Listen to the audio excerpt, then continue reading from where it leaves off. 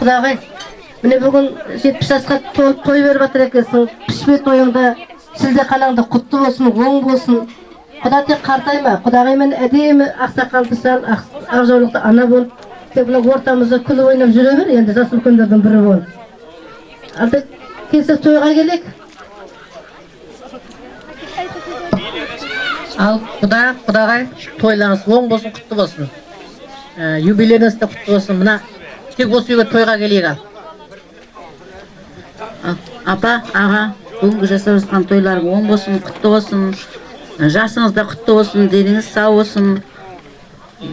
Осы ұл қыздарыңыздың, немере шөберелеріңіздің қызығына қызықтап жүре беріңіз. Құрметті тойшы қауым, тойлар құтты болсын. Аға, апа, жасы құтты бола берсін. Екеуіңіз қоса қартайып жүре берің. Немерелерің алдында күліп ойнап.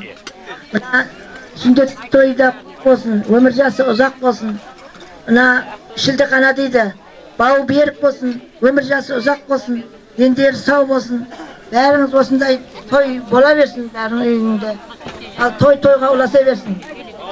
Подаркамды апама беріп қойдым. Қосыламын. Бәрекелді. Қосылып жатыр, жастар жағы тамаша тілек жалға еққан.